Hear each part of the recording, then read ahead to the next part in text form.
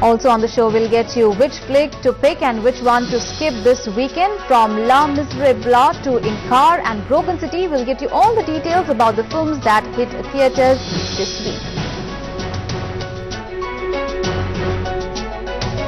But first, the big story that we are tracking every moment. Bad news for the Aam Aadmi. The oil firms hiked the price of diesel on the same day that the government allowed them to set its price.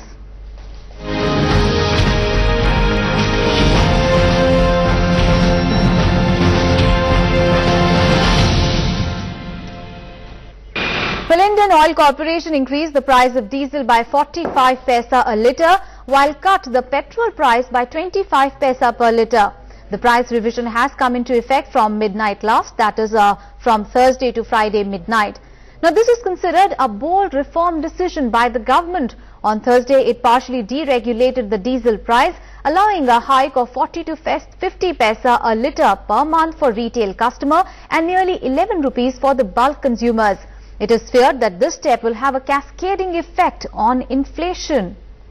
However, in a bid to sweeten the bitter pill, the Cabinet Committee on Political Affairs, chaired by Prime Minister Manmohan Singh on Thursday, raised the cap on subsidized LPG cylinders to 9 cylinders per household from the initially 6, bowing to the public pressure. The decision on diesel is now expected to cut the subsidy bill by 12,900 crore rupees on account of hike in the price of fuel sold to bulk consumers like railways and state transport undertakings. Now, diesel accounts for 59% of the estimated 1,60,000 crore rupees fuel subsidy bill in 2012-13. Now, the government has its explanation though on why it made such a bold reform decision. The government says its reasons to decontrol diesel are three-pronged. One is that the huge diesel subsidy of 2 lakh crore rupees was bankrupting the government. And secondly, the diesel subsidy meant to benefit the impoverished farmers in running tractors and motors on farms, but it was being misused by luxury car and SUV owners. And the other noteworthy thing is that the government is in a planned manner gradually shifting from subsidies to cash transfers.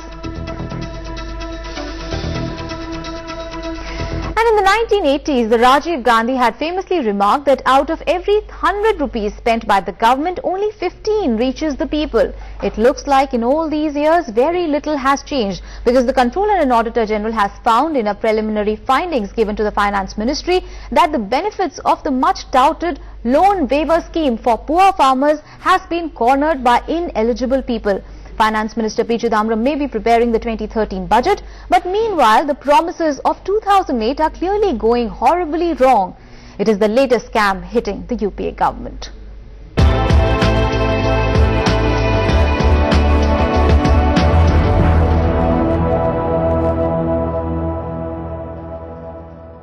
That is for marginal farmers and small farmers. There will be a complete waiver of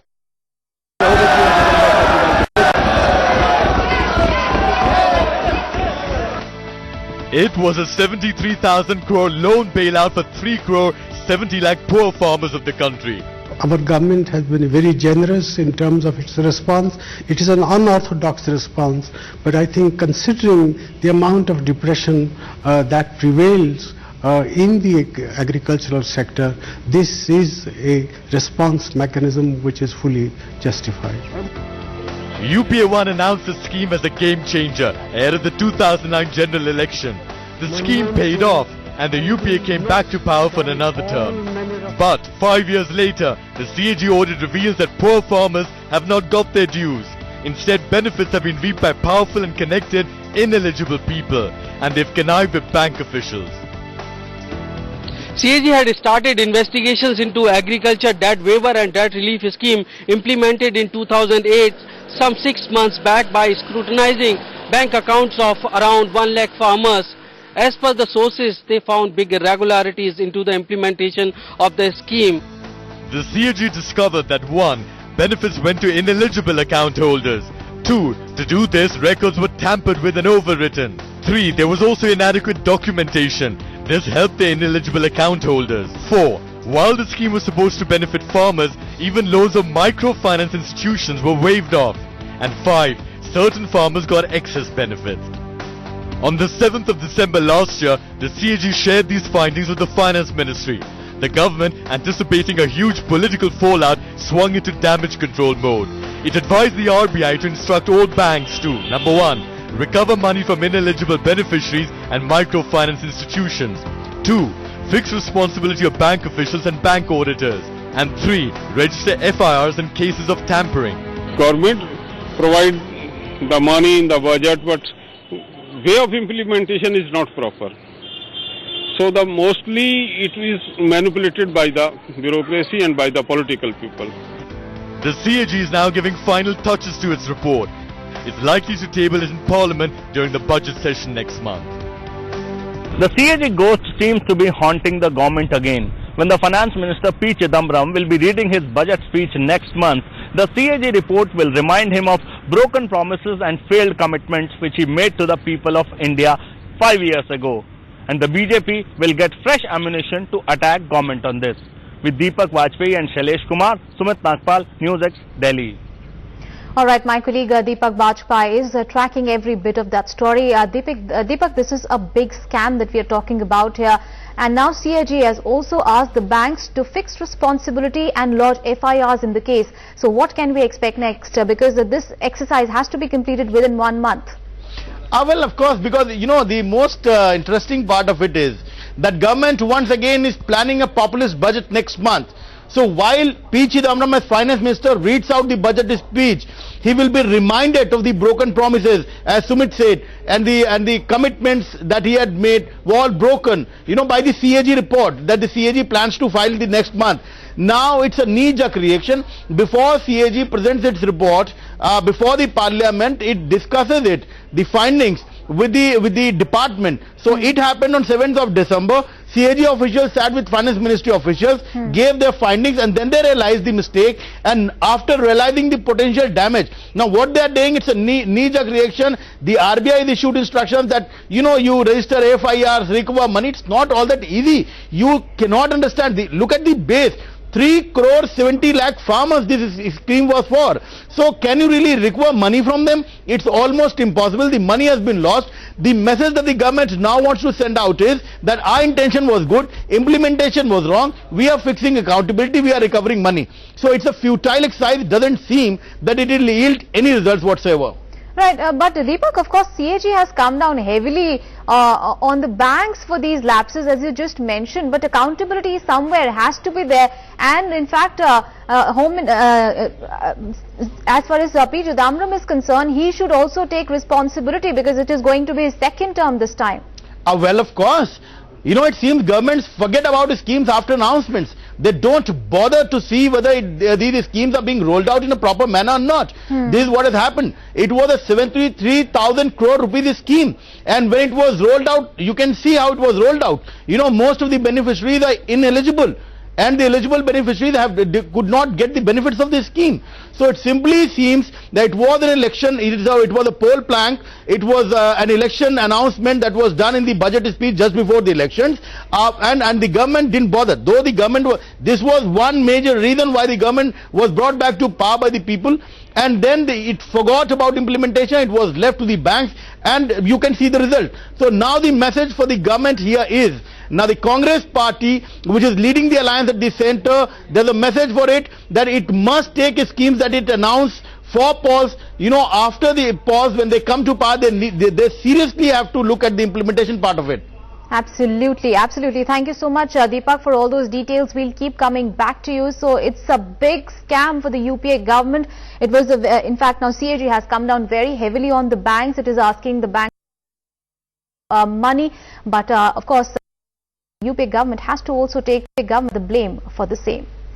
All right, let's move on to other big news. Congress leaders have a tall agenda to discuss social, economic and political issues in the two-day brainstorming session that begins in Jaipur today.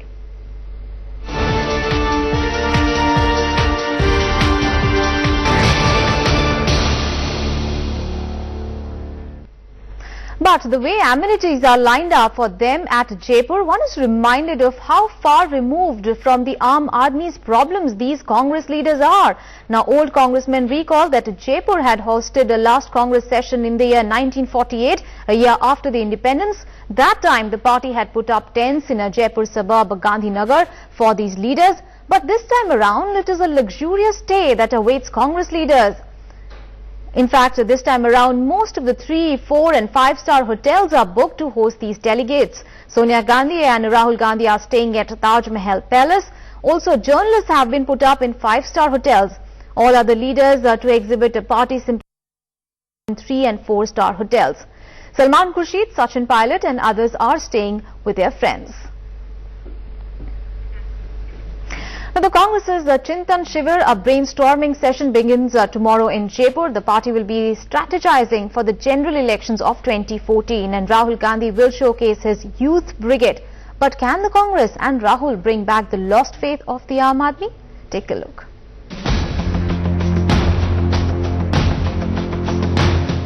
The grand old party all set for a generational shift. Ahead of its 3-day conclave, indications of a shift in focus. Rahul Gandhi ensuring the Gen Next stamp on the Congress Chintan Shivir. That there would be more and more of younger people getting into the mainstream politics. By mainstream politics I mean into the assemblies, into the parliament, into the various elected bodies. It won't be said publicly, but Rahul is emphasizing youth. To counter this man, an attempt to cut brand Modi to size. Narendra Modi जो गुजरात के मुख्यमंत्री हैं, उन्हीं की चर्चा कर रहे हैं. The Chintan Shivir will indicate the way ahead for the Congress. There have been 2 so far, both paved the way for the quantum shifts for the party. But the biggest challenge for the Congress, containing the perceived disconnect with the Aam Aadmi, winning battle 2014, depends on it. Congress leaders will have to do a tough job in Pink City. The Chintan Shivir is happening at a time when there is a negative sentiment about the UPA government in the country. On the one hand, Congress leaders will have to introspect what went wrong. On the other, they'll have to make strategy how to regain the lost faith of Aam Aadmi. This is Vijay Lakshmi with Campus and Shakil for NewsX from New Delhi. All right, my colleague Vijay Lakshmi is joining us live from Jaipur for more on that story. Vijay Lakshmi, it is of course the first day of the 2-day Chintan Shivir that begins in Jaipur today. How are the preparations? Of course, 2014 general elections will be topping the agenda today. Well, of course, 2014 general election would be on top of the agenda that Congress leaders are going to discuss in this Chintan Shivir. We are standing right, if you can see right behind me, this is the Birla Auditorium where heavy security can be seen.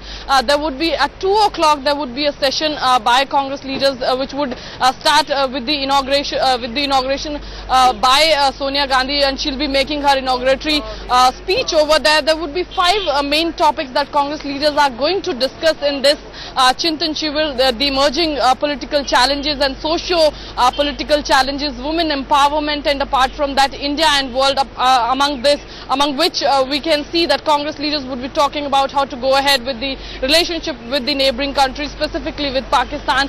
And as far as 2014 is concerned, as we are saying, and we have also shown in our story, that there is a disconnect between Aam Aadmi and Congress party, and Congress, the slogan that goes with Congress party is Congress ka haath Aam Aadmi ke saath. But there has been a disconnect with the Aam Aadmi in recent few days or a few years. We have seen that how Aam Aadmi has been very angry with Congress party, with the UPA government, when the decision on LPG has been taken about the cylinder cap which was there, which we have seen how a development happened on that front yesterday only. So we have seen that how Aam Aadmi has been feeling disconnected. There have been scams in UPA government which somehow has not made Aam Aadmi feel that this is the party that is going to represent me in 2014. So these are all the issues that Congress is worried of, and Congress would be making strategy. Apart from that, how to make a connection between middle class, the class that has always been voting for Congress party. Apart from that, Congress party would also be, leaders would also be thinking about and making strategy strategy on how to go ahead in 2014. We have seen in the last Chintan Shivir, Congress has taken the decision not to go ahead with its earlier policy of Ekla Chalo, and Congress took the decision with going ahead with the coalition government. So at the moment, every national political party do understand that it's the compulsion of our democracy to go ahead with a coalition, but whom to go ahead with and whom not, what the sour and sweet experiences with the alliances have been. That is what Congress leaders must be talking and introspecting. And apart from that, women's safety, as we have seen how there have been outrage on